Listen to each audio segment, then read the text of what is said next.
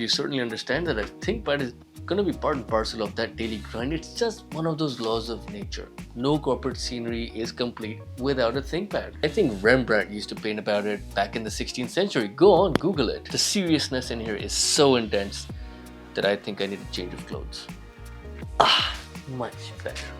So I do think the tie is a little bit too colorful for the ThinkPad, but I guess we'll have to work with it. Yes, I had to wear a suit and tie just so that I can talk a little bit more about the P1.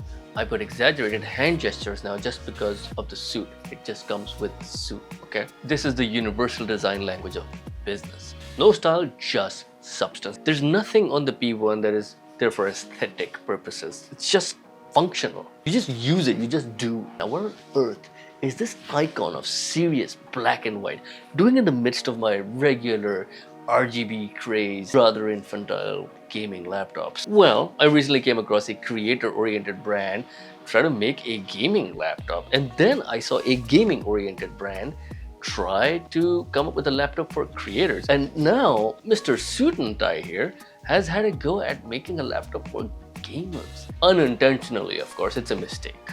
Yes, there must have been many layoffs behind the P1. Actually, the biggest head scratcher for me is why is this priced close to 9,000 Canadian dollars? Like, at first glance, it just looks like a regular laptop for productivity, something that cannot handle anything above a spreadsheet and a PowerPoint. Now, I have to mention this is the 6th generation of the P1. Yes, it survived 6 generations. So it is from last year, 2023. Hence, I found it quite discounted, actually heavily discounted, to a mere 3,300 Canadian dollars.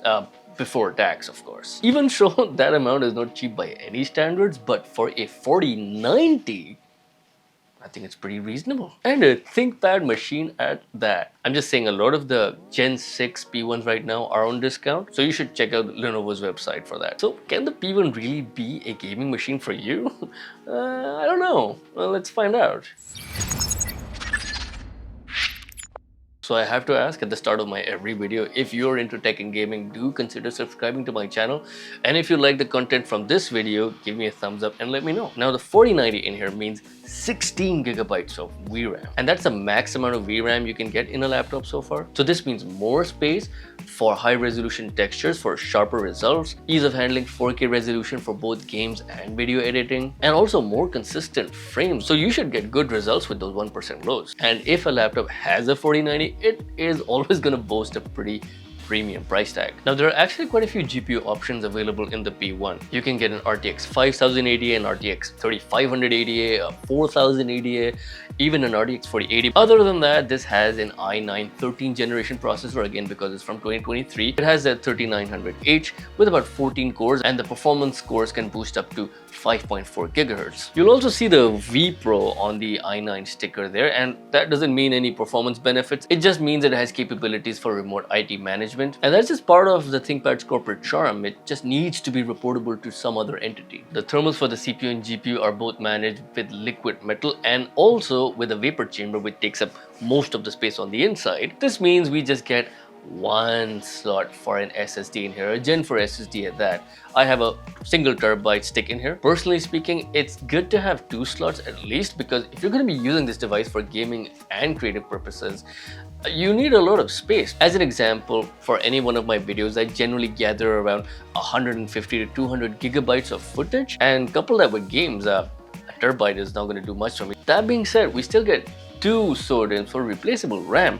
Right now I have 32 gigabytes in here, but this can be upgraded to 96 gigabytes of RAM using 248 gig sticks. But on the outside, there's no way anyone can tell it has all of those specs, right? This then is perhaps the ultimate performance sleeper laptop. No one in their right minds is ever going to think that this is able to handle anything above spreadsheets and PowerPoint decks. Though some of you might see another kind of appeal to this. You see, a ThinkPad is built to survive corporate level abuse, and that is the worst kind of treatment a laptop can get. Can you imagine being used by people who are crazy frustrated with their corporate lives without any self-respect, just taking all of their frustration out on this? So yeah, this might actually outlive the human race. In fact, in an extinction level event, they probably will use a ThinkPad to preserve the history of mankind. Although not this one, because it just has a single slot for an SSD. The hardware on this might kind of go out of date in about 5 years, but who cares? You can flex on others by telling them that this is made out of carbon fiber and magnesium. It's the kind of stuff that hypercars are made of. Move over CNC milled aluminum machines. So that means this is tough, but still lightweight at just about 1.9 kilos, and that's not bad for something that has a vapor changer and hardware like this. It has a tapered bottom, which makes it look thinner than it actually is. I measured the back end at about 0.8 inches of thickness, and that's not bad, but it's not that class leading either, because the Alienware X16, I don't know if you can see it back there, actually has a thickness of 0.73 inches, and that also comes with the 4090. However, it's got a huge butt and 4 fans, and it's about 2.6 kilos heavy, and it has soldered on RAM. From the naked eye, the P1 is definitely in that slim and powerful laptop class. Speaking of which, let's talk performance. First of all, it just felt wrong attempting to do anything that could bring me joy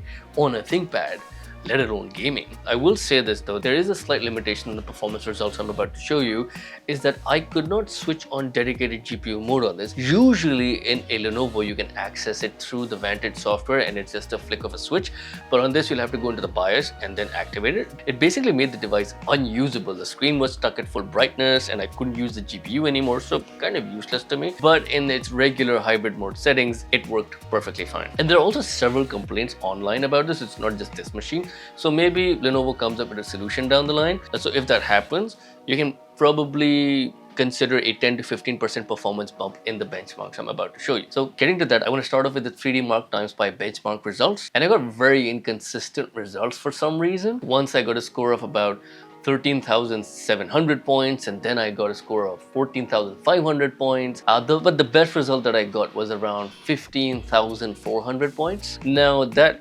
immediately is kind of a red flag, because a 4090 is supposed to give me a score somewhere north of about 20,000 points. So that is abysmally low. So what the hell's going on? The answer is kind of simple. The 4090 in here is not the fully powered one. And the reason for that probably is that the thermal solution that they could fit in this body could not handle 175 watts in the GPU. So realistically in the real world, you'll get about 90 watts to 100 watts while playing games for the GPU, instead of say the usual 130 to 140 watts in a fully powered GPU. You should be seeing some benchmark results up on screen. I've used games that come with built-in benchmarks so that it's easy for you to compare to any other device as well. All the games were tested at QHD plus resolution, so 1600p, with all the settings maxed out for each individual game. I had also turned DLSS off because I wanted to understand the raw performance. So this might sound strange. The performance benchmarks that I got out of my RTX 4080 on my Alienware X16 from last year is actually about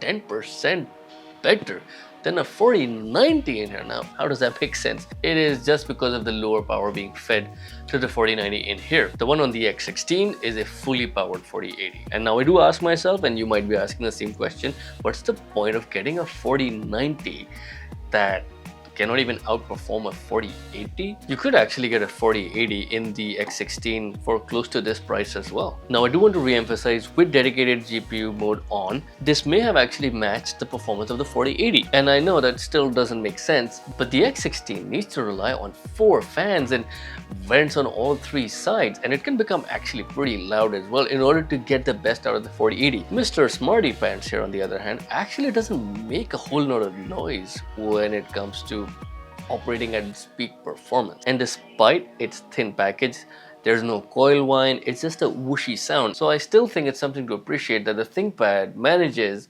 still a pretty impressive level of performance without making too much fuss about it, with a bit of dignity, a bit of class. And this is well, a problem. Alright folks, so I just want to demonstrate an issue. I didn't initially realize the spring weighted redemption on maxed out settings, yeah, and I realized that after a while the frame rate sort of dipped, like it was stuttering a bit too much. So apparently the device was thermal throttling like mad. A quick check for that was I lifted the device a little bit from behind, just placed a little object underneath, and now you will see those frame rates magically return to buttery smooth. This is just something that you should consider. We're gonna use this for gaming at long length. Now, there have been ThinkPads in the past, like for example the X1 Extreme, that did come with dedicated graphic, but it was usually limited with its display because that just peaked out at 60 Hz. This, I believe, is the same panel that we get in the Legion 7 series, the one that can go up to 500 nits and has a refresh rate of 165 Hz. And for a laptop meant for productivity, that is right on. The folks at ThinkPad did make all the decisions to make the P1 work for gamers. I did wish the screen had thinner bezels, but that would have been just too fun-loving for Mr. Suit and Tie. So this is a QHD Plus panel. This does also come with a 4K panel. You could also get a 4K OLED panel on this, but that just goes up to 400 nits of brightness and 60 Hz of refresh rate. Everything else on this device is signatures ThinkPad stuff. The keyboard, that is what ThinkPads mostly became famous for, at least for me. Really comfortable to type on. Those of you who have successfully evaded the corporate lifestyle, kudos to you, might not even recognize what this little red dot is in between the keyboard, and that is basically a little tiny joystick for your mouse. And that might sound gamer-esque, but it really isn't. That being said, throughout my career, I have never actually used that. So then of course you get physical keys for your trackpad. It's not a large trackpad, but again, it's very comfortable to use. It's got this matte sort of finish to it, but still fairly smooth. Clicks are nice and tight. Obviously, I do wish that the physical keys were at the bottom of the trackpad rather than at the top of it. It also comes with a 1080p webcam, which again is pretty standard. I think it's the same sensor that we've been seeing in our Legion 7 devices, all the latest stuff basically. I do hate something about ThinkPads is that they've got the control key after the function key. I'm very used to having the bottom left key being the control key. Like that's the duck key, okay? That's what I used to duck in games, okay?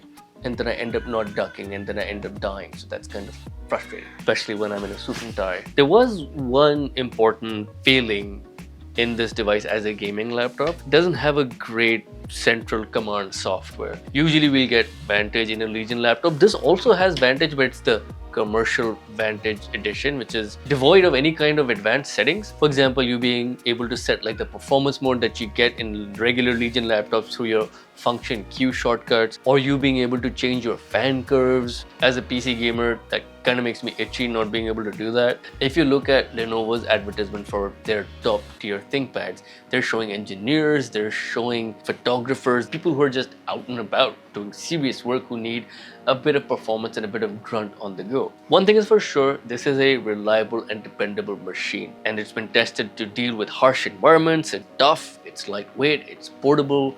So if those features appeal to you and you have some gaming tendencies, maybe this is for you. Maybe you're someone who's a retired CEO or a CFO who was there at the time ThinkPads were first introduced in the office space, and now you want to use your retirement to play games. Overall, I respect the ThinkPad P1 as a machine. It definitely has a very unique proposition in the light and powerful laptop space. I've been using it on a day-to-day basis for the past month now, and it has grown on me somehow, some way. Maybe you should spend over $5,000 to understand the same feeling. As I demonstrated earlier, thermal throttling is a bit of an issue, and also you pay a big price tag to get the top tier hardware, but still you can't get the desired output. Anyway, that is the end of my presentation. I thank you all very much for your time and for your attention. If you found my content useful, do consider pressing the like button on this video.